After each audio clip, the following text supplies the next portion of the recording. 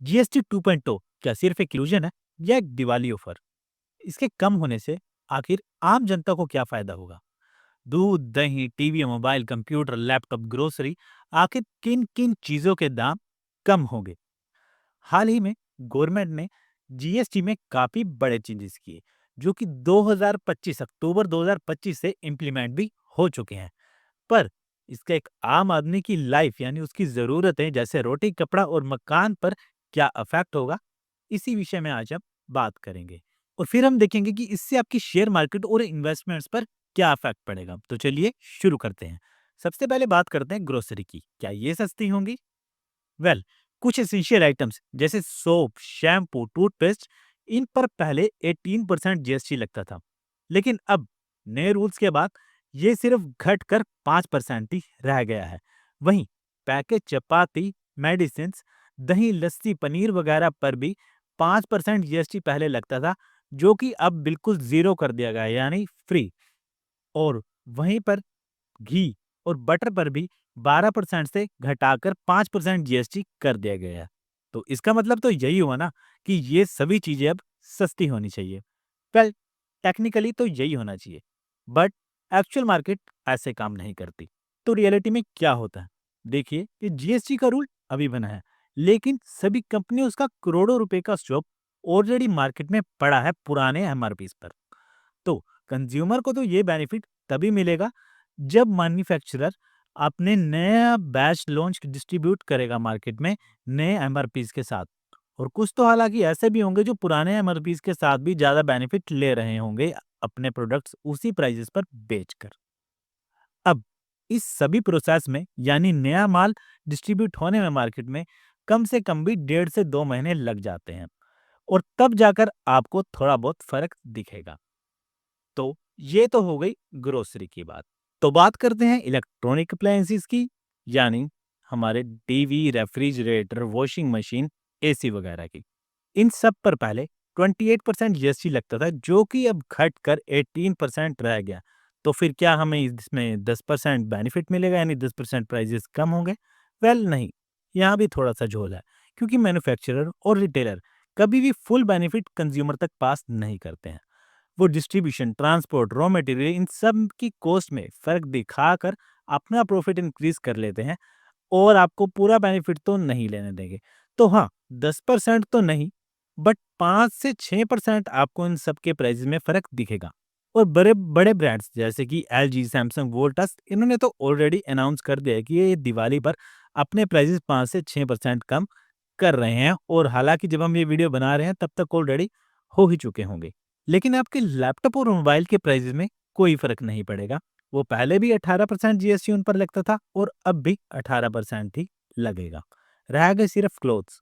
तो जो क्लोथ 1000 रुपए से नीचे का था, उस पर पहले 5% जीएसटी लगता था, जो कि अब 0% कर दिया गया है। लेकिन इसका इफेक्ट आपको देखने को नहीं मिलेगा, क्योंकि हम मोस्टली मिडिल क्लास लोग सारे लोकल मार्केट से ही कपड़े परचेज करते हैं, जहां पर आपको बिल नहीं मिलता है। तो इस इंडस्ट्री को आप देख सकते हैं कि कोई फर्क नहीं पड़ेगा। तो मूव करते हैं हमारे नेक्स्ट सेक्टर पर, जो है insurance and health care. Well, ये वो सेक्टर है जहां पर जीएसटी 2.0 ने जबरदस्त इम्पैक्ट डाला है। पहले जब आप इंश्योरेंस बाय करते थे, तब आपको उसके प्रीमियम पे 18% जीएसटी देना पड़ता था। यानी अगर आप 10,000 का इंश्योरेंस करवा रहे हैं, प्रीमियम दे रहे हैं, तो उस पर 1800 रुपए आपको एक्स्ट्रा देने पड़ते थे जीएसटी के। लेकिन अब न्यू रूल्स के अकॉर्डिंग यहाँ से 18% से हटाकर बिल्कुल 0% जीएसटी कर दिया गया है। वेल, इससे लोगों का बहुत फायदा होगा, और ज्यादा से ज्यादा लोग अब इंश्योरेंस करवा पाएंगे कम पैसों में। लेकिन इसमें भी इंश्योरेंस कंपनीज आपको पूरा बेनिफिट तो नहीं देंगी, जैसे कि मैंने पहले भी बताया थी, कंपनीज अपने एक्स्ट्रा खर्चे दिखाकर अपना प्रॉफिट इंक्रीज कर लेती हैं। लेकिन हाँ, 10% तो ये सभी प्लान सस्ते हो ही जाएंगे, एंड साइकोलॉजिकल बैरियर भी खत्म होगा। जो ये कहते थे लोग पहले कि इंश्योरेंस एक्सपेंसिव है, जीएसटी टू मच है, ये वाला आर्गुमेंट खत्म हो जाएगा। तो जो लोग पहले जीएसटी और की कॉस्ट देखकर इंश्योरेंस लेने से डरते थे, वो भी हम इंश्योरेंस लेने के बारे में सोच सकते हैं। और अभी ऑलरेडी जीएसटी की न्यूज़ के बाद काफ़ी सारे अच्छे प्लान्स आ गए हैं टर्म इंश्योरेंस पर, तो आप किसी भी ऐप वगैरह में जाकर ये चेक कर सकते हैं। अब बात करते हैं नेक्स्ट सेक्टर की, जो है लोन्स। वेल, लोन्स पर इससे क्या इफेक्ट होगा? वेल, लोन्स पर तो जीएसटी लगता भी नहीं है। बट हाँ, इनडायरेक्टली इसमें भी फर्क पड़ेगा। देखिए कैसे?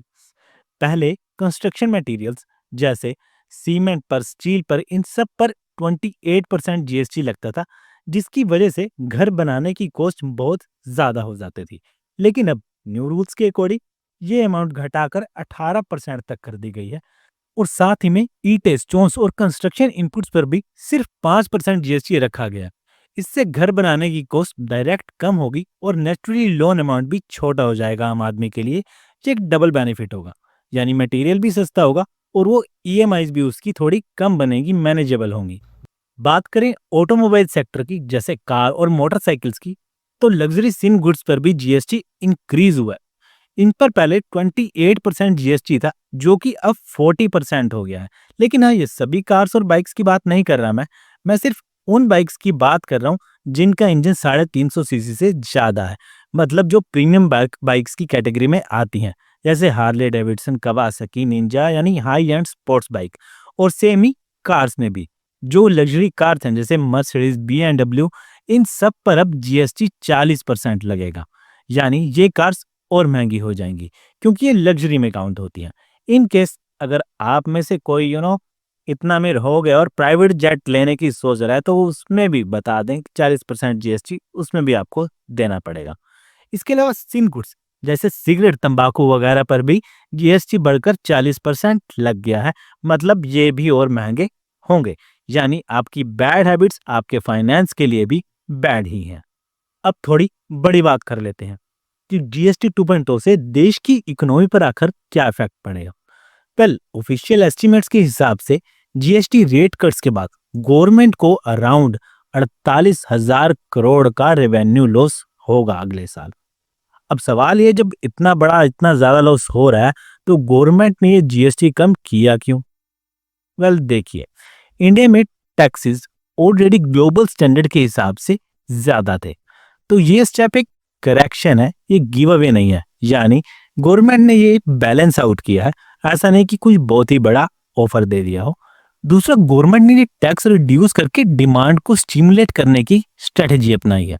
एक सिंपल प्रिंसिपल के हिसाब से अगर गवर्नमेंट 1 रुपया जीएसटी कम कलेक्ट कर दिया तो उससे इकोनॉमी में 1.08 का एडिशनल डिमांड जनरेट होता है। मतलब अगर सिंपल शब्दों में बात करें कि शॉर्ट टर्म में गवर्नमेंट का रेवेन्यू थोड़ा सा कम होगा, यानी 48,000 करोड़ का ऑब्वियसली लॉस होगा, लेकिन लॉन्ग टर्म में जब कंपनीज और रिटेलर्स सस्ते दामों पर गुड्स देंगे तो आम लोगों के पास ज्यादा पैसा बचेगा, और जब पैसा बचेगा तो स्पेंडिंग बढ़ेगी, स्पेंडिंग बढ़ेगी तो डिमांड भी ग्रो होगी, और जब डिमांड ग्रो होगी तो प्रोडक्शन और एम्प्लॉयमेंट दोनों ही इंक्रीज होंगे। Result, economy growth.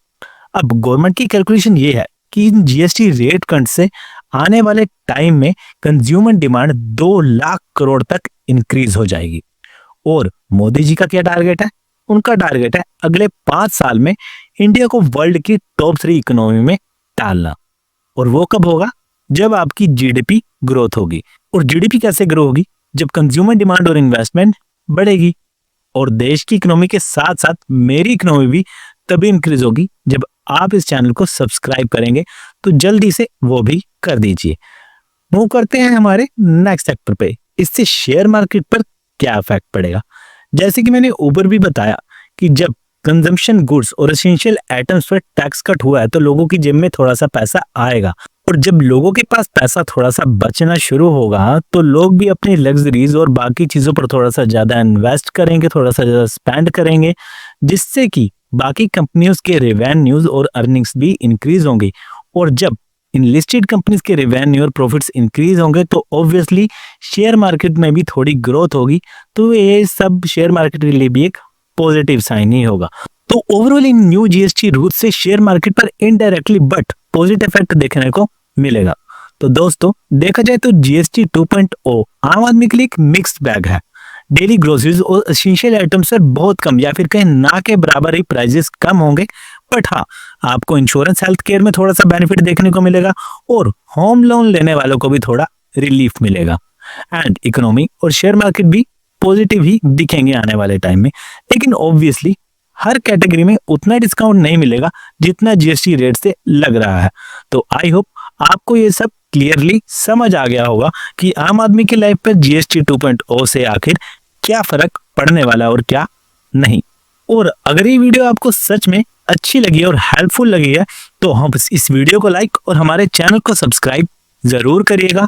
मिलते हैं अगली वीडियो में, तब तक के लिए टाटा